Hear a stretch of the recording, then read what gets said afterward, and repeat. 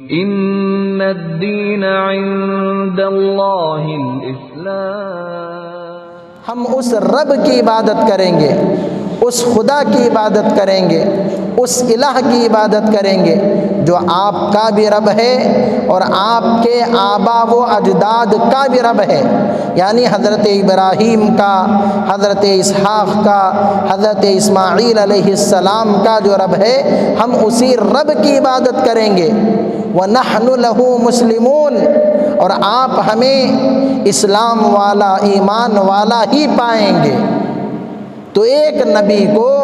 دنیا سے جاتے ہوئے اپنی اولاد کی ایمان کی فکر ہو رہی ہے کہ میرے دنیا سے چلے جانے کے بعد تم کس کی عبادت کرو گے، تم کس کی پرستش کرو گے؟ کیا آج ہمارے ماں باپ اپنے آخری وقت میں، مرض الوفات میں یا بیماری کی حالت میں ایسا سوال اپنے بچوں سے کرتے ہیں، ایسا سوال اپنے بچوں سے پوچھتے ہیں کہ میرے بعد تم کس کی عبادت کرو گے، تم کیا کرو گے، کیسا کرو گے؟ کوئی نہیں پوچھتا۔ جب مرنے کا وقت آتا ہے، مال کے، دولت کے، پراپرٹی کے، جائیداد کے، مال کو تقسیم کرنے کے جھگڑے شروع ہو جاتے ہیں۔ ابھی روح جسم سے نکلی بھی نہیں، آپس میں پلاننگیں شروع ہو جاتی ہیں، مشورے شروع ہو جاتے ہیں کہ باپ مر جائے گا تو فلاں پراپرٹی، فلاں جائیداد کسے ملے گی، کتنی ملے گی، کیسے ملے گی، یہ ساری باتیں ہوتی ہیں۔ حضرت یوسف علیہ السلام خود اللہ کے نبی ہیں، باپ حضرت یعقوب اللہ کے نبی ہیں، دادا حضرت اسحاق اللہ کے نبی ہیں، پردادا حضرت ابراہیم علیہ السلام اللہ کے نبی ہیں، لیکن اس کے باوجود حضرت یوسف علیہ السلام اللہ تبارک و تعالی سے کہا کرتے تھے فاطر السماوات والارض انت ولی فی الدنیا والآخرہ توفنی مسلما والحقنی بالصالحین۔ فاطر السماوات والارض، اے آسمان و زمین کو بنانے والے رب، انت ولی فی الدنیا والآخرہ، میری دنیا اور آخرت کے کام بنانے والا تو ہے۔ جب میری دنیا اور آخرت کے کام بنانے والا تو ہے،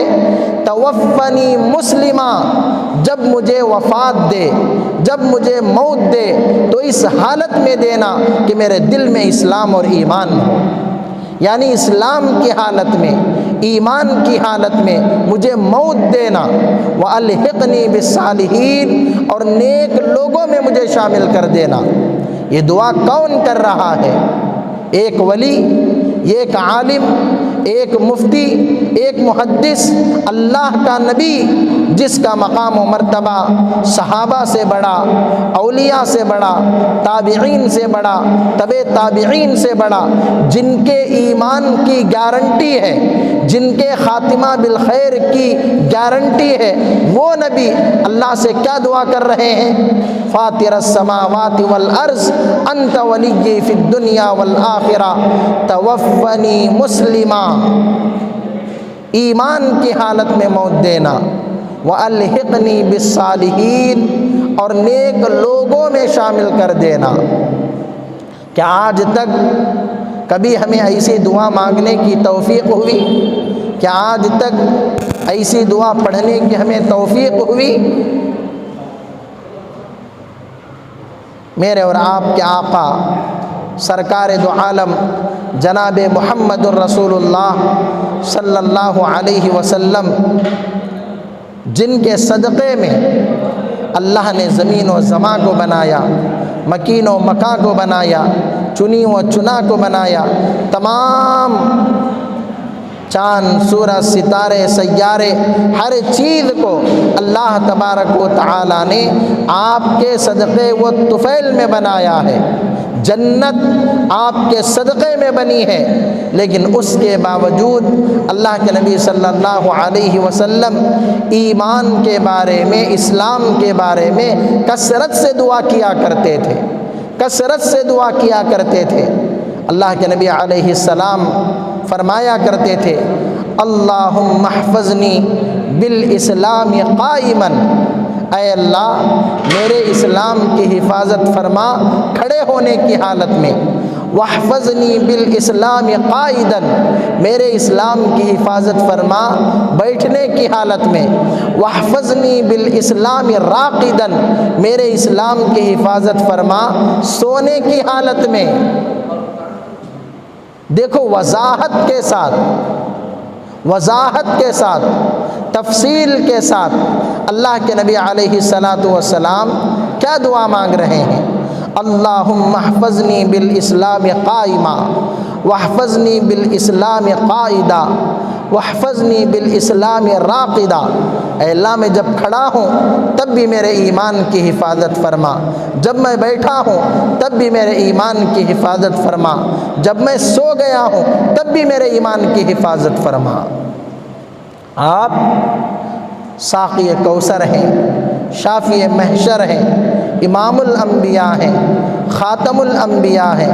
سید الانبیاء ہیں، سید الاصفیاء ہیں، سب کچھ ہیں، لیکن اس کے باوجود کیا دعا مانگ رہے ہیں؟ حضرت ام سلمہ رضی اللہ تعالی عنہا سے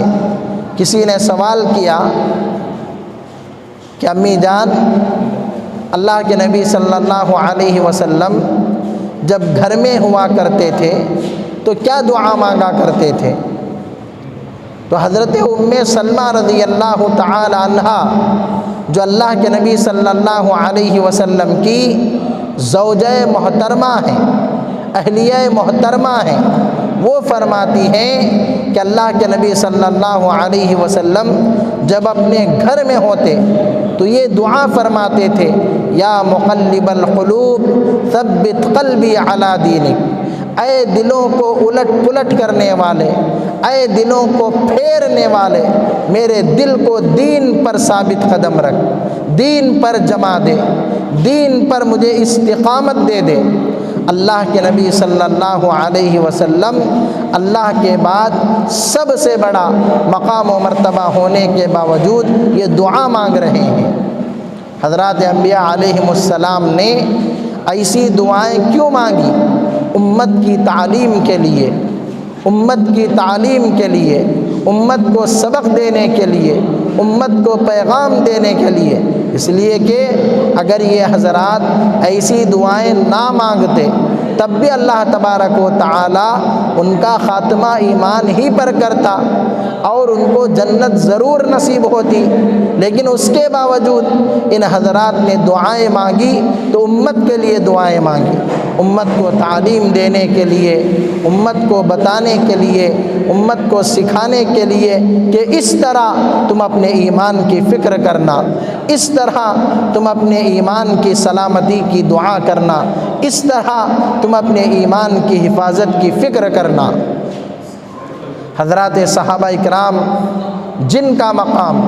حضرات انبیاء کے بعد سب سے بڑا ہے، سب سے بڑا ہے، تمام صحابہ اکرام حضرت صدیق اکبر سے لے کر سب سے چھوٹے اور آخری صحابی تک ایمان کے سلسلے میں متفکر رہا کرتے تھے، ایمان کے بارے میں فکر کیا کرتے تھے۔ حضرت صدیق اکبر کے بارے میں کیا آپ نے نہیں سنا؟ حضرت صدیق اکبر رضی اللہ تعالی عنہ کبھی کہا کرتے کہ کاش میں کوئی تنکا ہو جاتا،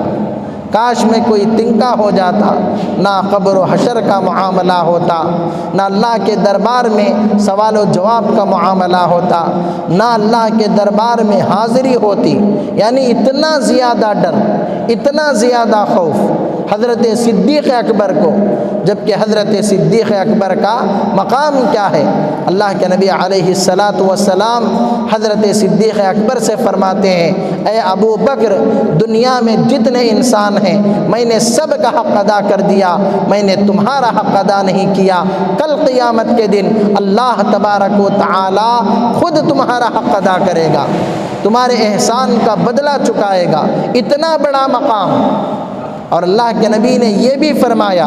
کہ جنت کے 8 دروازے ہیں، ہر دروازہ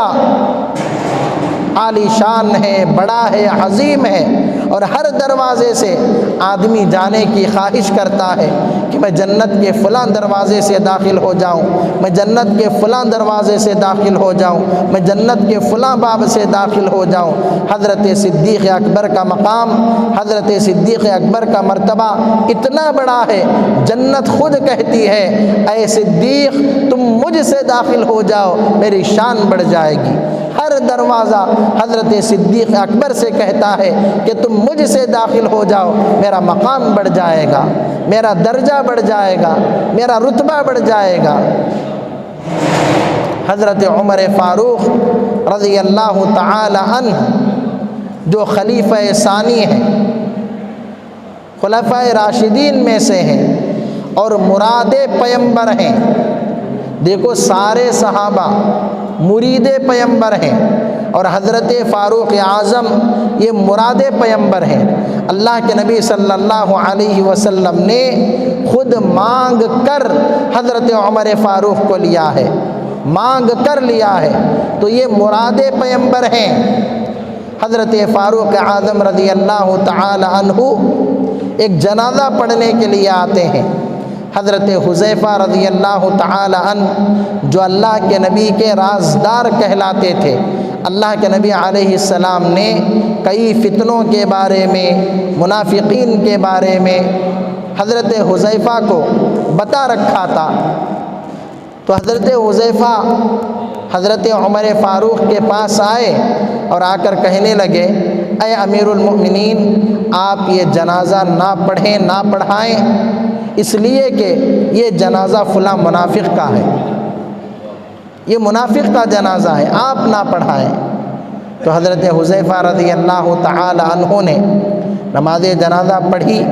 نماز جنازہ کے بعد حضرت عمر فاروق رضی اللہ تعالی عنہ نے حضرت حذیفہ سے کہا اے حذیفہ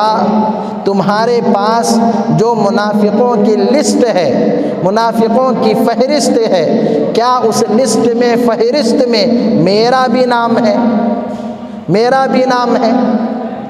اتنے بڑے صحابی ہو کر، مراد پیمبر ہو کر، 22 لاکھ مربع میل پر اسلام کا جھنڈا لہرانے کے باوجود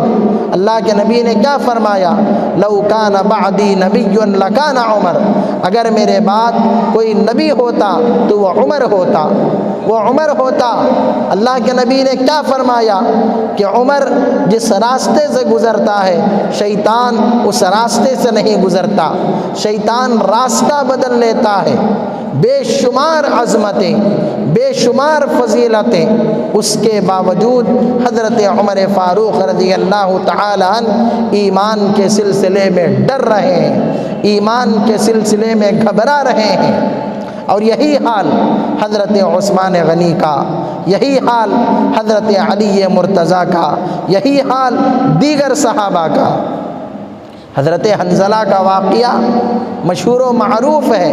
کہ آپ راستے میں جا رہے ہیں اور اپنی زبان سے کہہ رہے ہیں نافقہ حنظلہ، نافقہ حنظلہ، نافقہ حنظلہ، کہ حنظلہ تو منافق ہو گیا، حنظلہ تو منافق ہو گیا۔ وجہ کیا ہے؟ اللہ کے نبی علیہ السلام نے پوچھا کہ کس بنیاد پر تم اپنے آپ کو منافق کہہ رہے ہو؟ حضرت حنظلہ کہنے لگے یا رسول اللہ آپ کی مجلس میں، آپ کی محفل میں ہماری جو کیفیت ہوتی ہے، ہماری جو حالت ہوتی ہے، ہمارے گھروں کے اندر ہماری وہ حالت نہیں ہوتی، ہماری وہ کیفیت نہیں ہوتی، تو آپ کی مجلس میں حالت اور ہے، ہمارے گھروں میں حالت اور ہے، آپ کی مجلس میں کیفیت اور ہے، ہمارے گھروں میں کیفیت اور ہے۔ تو میں نے سمجھا کہ یہ نفاق کی علامت ہے کہ وہاں کچھ اور ہے اور یہاں کچھ اور ہے۔ اللہ کے نبی علیہ السلام مسکرائے اور حضرت حنظلہ سے کہا اے حنظلہ، اے حنظلہ، اگر یہ حالت تمہاری نہ ہو کہ میری مجلس میں کچھ اور، تمہارے گھروں میں کچھ اور، اگر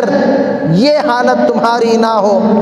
تو فرشتے راستوں میں تم سے مصافحہ کرنے لگیں گے۔ اور اللہ کے نبی نے فرمایا کہ جیسی کیفیت اور حالت تمہاری میری مجلس میں ہوتی ہے، ہر وقت اگر تمہاری ویسی ہی حالت ہو جائے تو تم اپنے گھر والوں کے حقوق ادا نہیں کر سکتے، اپنی بیوی کے، اپنے بچوں کے، اپنے ماں باپ کے تم حقوق ادا نہیں کر سکتے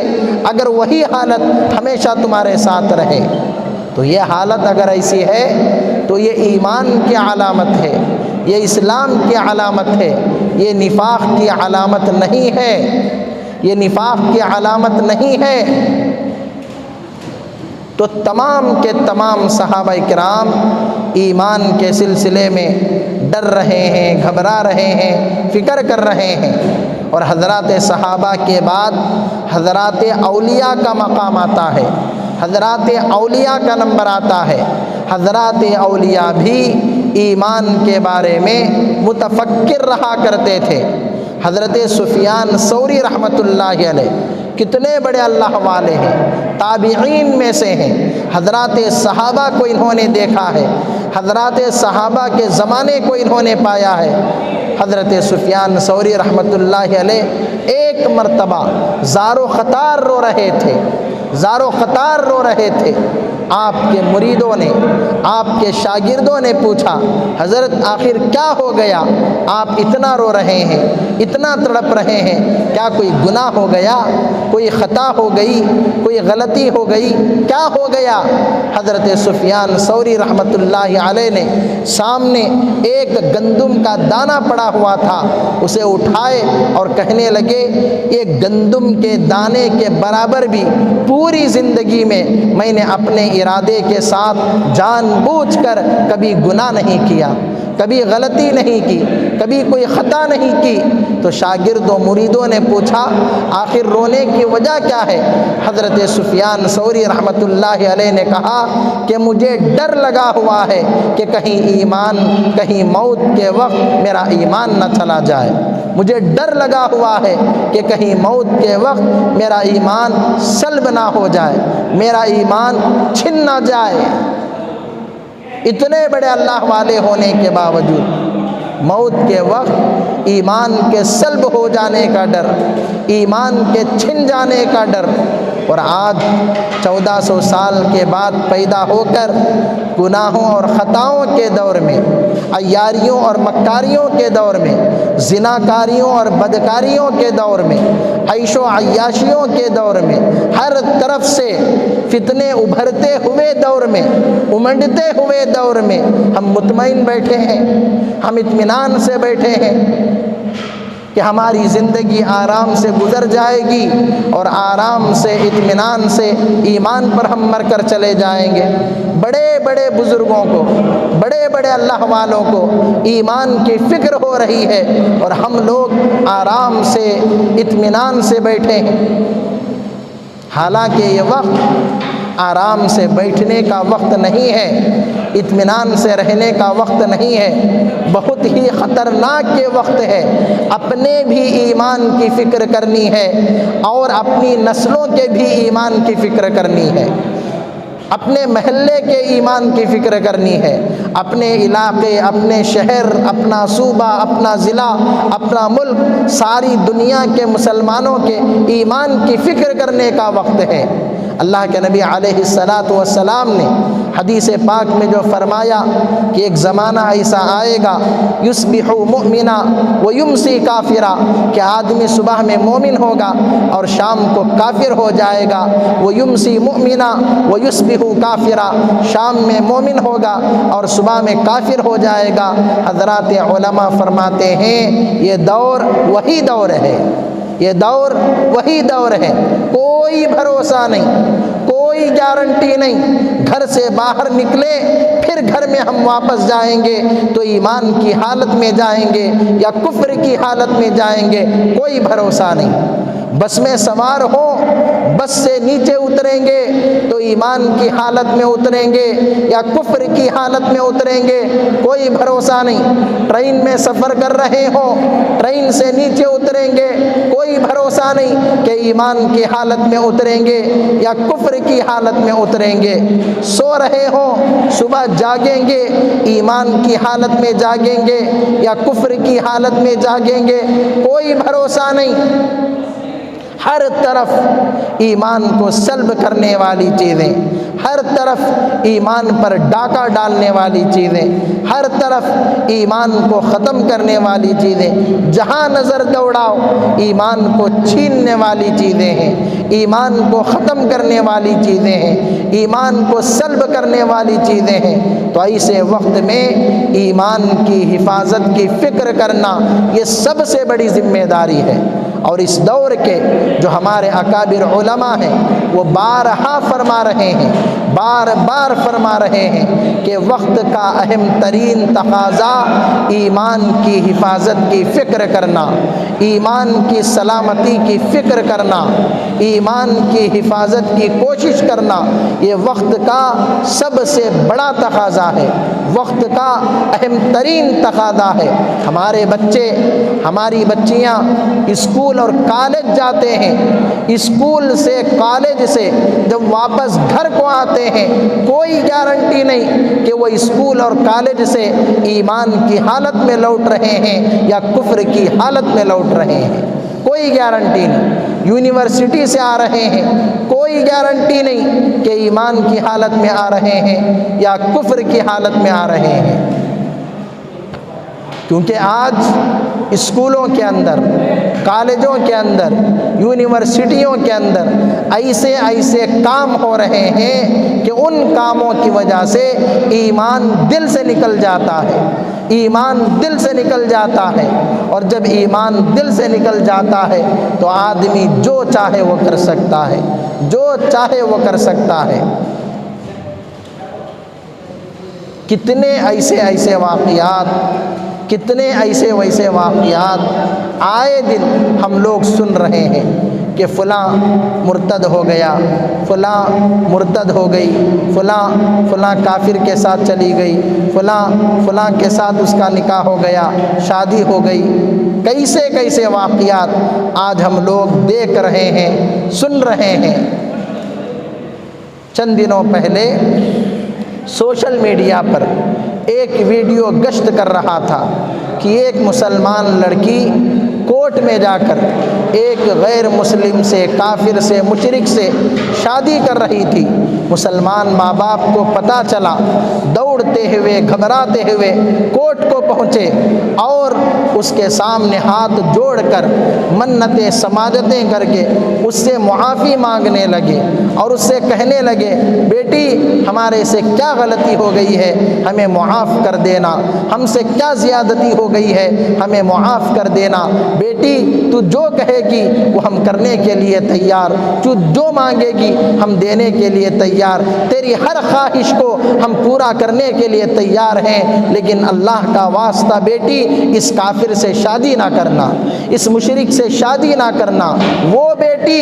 جس کو پال کر، پوچھ کر، ڈگریاں دلوا کر، اسکول اور کالج بھیج کر ماں باپ نے اس قابل بنایا، آج وہی مسلمان لڑکی ایک کافر کے ساتھ مل کر کورٹ میں بھرے مجمع کے سامنے کہتی ہے کہ ماں باپ کو چھوڑنے کے لیے میں تیار ہوں، ہر قربانی دینے کے لیے تیار ہوں، لیکن اس کافر مشرک کو میں چھوڑنے کے لیے تیار ہوں۔ میں شادی کروں گی تو اسی سے کروں گی،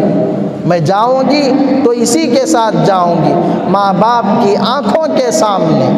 ایک مسلمان لڑکی کافر سے شادی کر لیتی ہے، لیکن ماں باپ کچھ نہیں کر سکتے، ماں باپ کچھ نہیں کر سکتے۔ ابھی چند دنوں پہلے ایک ویڈیو ہمارے سامنے آیا کہ اسی طرح ایک مسلمان لڑکی ایک کافر سے شادی کرنے کے لیے کورٹ کو یا پولیس اسٹیشن کو جاتی ہے، ماں باپ کو پتہ چلتا ہے، دوڑتے ہوئے، بھاگتے ہوئے آتے ہیں۔ ماں جیسا ہی دیکھتی ہے منظر کہ مسلمان بیٹی غیر کے ساتھ کھڑی ہوئی ہے، ماں بے ہوش ہو جاتی ہے، ماں بے ہوش ہو کر گر جاتی ہے۔ مسلمان بیٹی بے ہوش ماں کو چھوڑ کر غیر کے ساتھ چلی جاتی ہے، کوئی کچھ نہیں کر سکا۔ یعنی اس کے اندر اتنا بھی رحم نہیں آیا کہ شادی کا مسئلہ تو بات کا مسئلہ ہے، جانے کا مسئلہ تو بات کا مسئلہ ہے، کم سے کم میری ماں بے ہوش ہو کر گر گئی ہے، طبیعت خراب ہو گئی ہے، میں اسے اٹھا لوں، اسے دیکھ لوں، اس کی حالت پوچھ لوں، اسے اتنی بھی خبر نہیں۔ یعنی کفر کا، ارتداد کا اتنا نشہ چڑھا ہوا ہے، ماں باپ کو تڑپتا ہوا، گرتا ہوا دیکھنا بھی گوارا نہیں اور چھوڑ کر جا رہے ہیں۔ صرف 3 سالوں کے اندر حضرات علماء نے رپورٹ پیش کی، 2018، 2019، 2020، ان 3 سالوں کے اندر ہمارے ملک میں 1.5 لاکھ مسلمان لڑکیاں ارتداد کا شکار ہوئی ہیں، مرتد بنی ہیں۔ 2018 سے پہلے کتنی لڑکیاں ارتداد کا شکار ہوئیں، 2020 کے بعد اب تک کتنی لڑکیاں ارتداد کا شکار ہوئیں، اس کی فکر کسے ہے؟ ان لڑکیوں کے ایمان کی کون فکر کرے گا؟ ان لڑکیوں کے اسلام کی کون فکر کرے گا؟ یاد رکھو، ایک جملہ کہا جاتا ہے عام طور پر کہ اپنے خبر کی جھڑتی ہمیں خود ہی دینا ہے، یعنی اپنی خبر کی جھڑتی ہمیں خود ہی دینا ہے۔ سراسر غلط جملہ ہے، سراسر غلط مثال ہے، اس لیے کہ جو ماں باپ ہیں ان ماں باپ کو اپنی خبر کی جھڑتی کے ساتھ اپنی اولاد کی خبر کی جھڑتی بھی دینا ہوگا۔ یعنی اپنے بارے میں سوال ہونے کے ساتھ ساتھ اپنی اولاد کے بارے میں جب سوال ہوگا اللہ کے دربار میں اس کا بھی جواب دینا ہوگا، اس کا بھی جواب دینا ہوگا۔ اللہ کے نبی علیہ السلام نے حدیث پاک میں ارشاد فرمایا، کلکم راع وکلکم مسئول عن رعیتی، کہ ہر بڑا جو لوگ اس کی ماتحتی میں رہتے ہیں، اس کے ہاتھ کے نیچے رہتے ہیں، کل قیامت کے دن اللہ کے دربار میں اپنے ماتحتوں کے بارے میں، اپنے ہاتھ کے نیچے رہنے والوں کے بارے میں جواب دینا پڑے گا۔ اولاد کو، ماں باپ کو اولاد کے بارے میں جواب دینا پڑے گا، استاد کو شاگرد کے بارے میں جواب دینا پڑے گا، شیخ اور پیر کو مرید کے بارے میں جواب دینا پڑے گا، حاکم کو محکوم کے بارے میں جواب دینا پڑے گا، آقا کو غلام کے بارے میں جواب دینا پڑے گا، شوہر کو بیوی کے بارے میں جواب دینا پڑے گا، بڑوں کو چھوٹوں کے بارے میں جواب دینا پڑے گا۔ یہ مثال لوگوں نے غلط پھیلا دی ہے کہ اپنی اپنی فکر کر لو، اپنے خبر کا دیکھ لو، اپنے حشر کا دیکھ لو، یہ غلط مثال پھیلا دی ہے۔ ہمارے ساتھ ہماری اولاد کے سلسلے میں بھی کل قیامت کے دن جواب ہوگا، اللہ کے دربار میں جواب ہوگا اور ہمیں جواب دینا پڑے گا۔ اور اگر جواب نہیں دیں گے تو یہی اولاد آج جن کے لیے خون پسینہ بہا رہے ہیں، آج جن کے لیے تڑپ رہے ہیں، آج جن کے لیے رو رہے ہیں، وہی اولاد کل قیامت کے دن اللہ سے سفارش کر کے ہم لوگوں کو جہنم میں پہنچائے گی، ماں باپ کو جہنم میں پہنچائے گی۔ اولاد اللہ سے خود کہے گی، قرآن پاک کا 22واں پارہ اللہ تبارک و تعالی کہتا ہے، ربنا انا اطعنا سادتنا وکبراءنا فاضلونا السبیل ربنا آتهم ضعفین من العذاب والعنهم لعنا کبیرا۔ اس آیت شریفہ کے اندر اللہ تبارک و تعالی کہہ رہا ہے کہ کل قیامت کے دن جب اولاد کو، چھوٹوں کو جہنم میں ڈالا جا رہا ہوگا تو وہ اولاد اللہ تبارک و تعالی سے کہے گی، ٹھیک ہے اللہ، ہم گناہ گار تھے، خطا کار تھے، نافرمان تھے، ہمیں تو جہنم میں ڈال رہا ہے، لیکن ہمارے ساتھ ہمارے ماں باپ کو بھی جہنم میں ڈالنا، ہمارے ساتھ ہمارے بڑوں کو بھی جہنم میں ڈالنا، ہمارے سرپرستوں کو بھی جہنم میں ڈالنا۔ اللہ پوچھے گا کیوں؟ تو اولاد جواب دے گی کہ اے اللہ، ان لوگوں نے ہمیں صحیح راستہ نہیں بتایا، ان لوگوں نے ہمیں جنت کا راستہ نہیں بتایا، ان لوگوں نے ہمیں نماز نہیں سکھائی، ان لوگوں نے ہمیں روزہ نہیں سکھایا، ان لوگوں نے ہمیں سنت نہیں بتائی، ان لوگوں نے ہمیں شریعت نہیں بتائی، ان لوگوں نے اللہ کے بارے میں، رسول کے بارے میں، قرآن کے بارے میں، حدیث کے بارے میں ہمیں نہیں بتایا۔ اگر یہ لوگ بتا دیتے ہم صحیح راستے پر چل لیتے، اگر یہ لوگ ہمیں بتا دیتے ہم نماز پڑھ لیتے، اگر یہ لوگ بتا دیتے ہم روزہ رکھ لیتے، اگر یہ لوگ بتا دیتے ہم ذکر کر لیتے، اگر یہ لوگ بتا دیتے ہم درود پڑھ لیتے۔ ہم نے ہمارے ماں باپ کو دیکھا، ہم نے ہمارے بڑوں کو دیکھا، انہوں نے جیسا کیا ہم نے ویسا کیا۔ لڑکے کہیں گے ہم نے ہمارے باپ کو دیکھا کہ وہ نمازیں چھوڑتا تھا تو میں بھی چھوڑنے لگا، میں نے میرے باپ کو دیکھا کہ وہ داڑھی منڈاتا تھا تو میں بھی داڑھی منڈاتا تھا، میں نے میرے باپ کو دیکھا کہ وہ سود کھاتا تھا تو میں بھی سود کھانے لگا، میں نے میرے باپ کو دیکھا کہ وہ جھوٹ بولتا تھا تو میں بھی جھوٹ بولنے لگا۔ اور لڑکیاں بھی کہیں گی ہم نے ہماری ماؤں کو دیکھا، ہماری بڑی عورتوں کو دیکھا کہ وہ برقع نہیں پہنتی تھی، ہم نے بھی برقع چھوڑ دیا، وہ پردہ نہیں کرتی تھی، ہم نے بھی پردے کو اٹھا کے پھینک دیا۔ ہم نے ہماری ماں کو دیکھا کہ وہ لالی لگاتی تھی، لپسٹک لگاتی تھی تو ہم بھی لگانے لگی۔ لڑکیاں اللہ سے بول بول کر یہ باتیں کہیں گی کہ میری ماں ایسا کرتی تھی تو میں بھی ایسا کرنے لگی، میری ماں ویسا کرتی تھی تو میں بھی ویسا کرنے لگی۔ میں نے میری ماں کو دیکھا کہ میرے ابا کے ساتھ جل کر بھن کر غصے سے بات کیا کرتی تھی، لیکن غیروں کے ساتھ محبت کے ساتھ ہنس ہنس کر مسکرا کر بات کرتی تھی تو میں بھی ویسا ہی کرنے لگی۔ میں نے میری ماں کو دیکھا کہ نمازوں کے وقت میں سوئی ہوئی رہتی تھی تو میں نے بھی ویسا ہی کرنا شروع کر دیا۔ میں نے میری ماں کو دیکھا کہ کیبل کا بل، لائٹ کا بل، موبائل کا بل، انٹرنیٹ کا بل پابندی سے ادا کرتی تھی لیکن نمازوں کی کوئی فکر نہیں تھی تو میں بھی ویسا ہی کیا کرتی تھی۔ اے اللہ، ان لوگوں نے جیسا جیسا کیا ہم نے ویسا ویسا کیا ہے، اس لیے اگر تو ہمیں جہنم میں ڈالے گا تو ہمارے ماں باپ کو بھی جہنم میں ڈالنا، ہمارے ماں باپ کو بھی جہنم میں ڈالنا۔ اور اگر تو ہمیں ایک عذاب دے گا